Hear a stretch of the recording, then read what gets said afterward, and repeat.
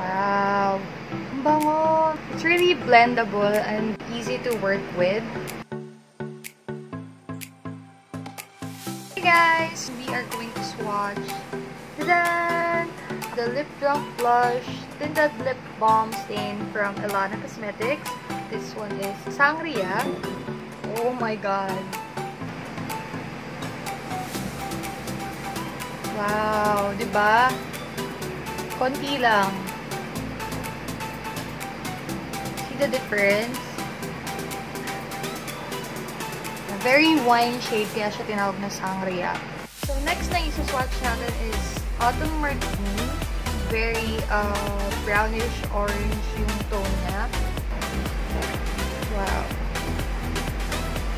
And sa ating lips. Guys, hindi kayo mag-alala kung very sticky siya or malapit siya sa face. It's not. Very matte finish siya. As you can see, wala siyang gloss sa aking labi. This is the Strawberry Daiquiri. Bango, may strawberry talaga. So, yan. Swatch natin siya sa aking arm. Wow.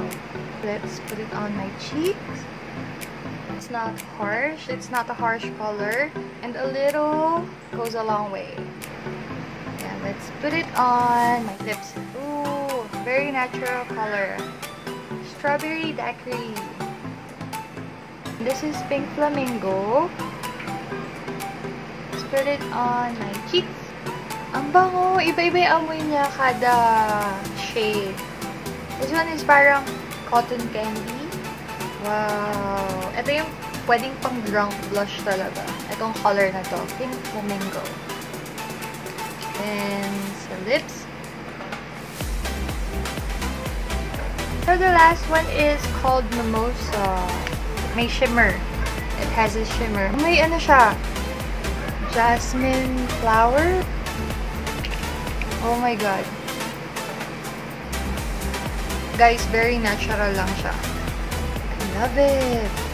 Pwede tong highlighter or with morena skin. Perfect siya. Ang ganda. This is Mimosa. These are the Lip Drunk Blush from Ellana Cosmetics. Can be used every day when you're going to work, having an event. Can be worked with morena, mestiza, fair skin, puti, everything, all skin types. They are amazing. So I really recommend the Lip Drunk Blush from Ellana Cosmetics.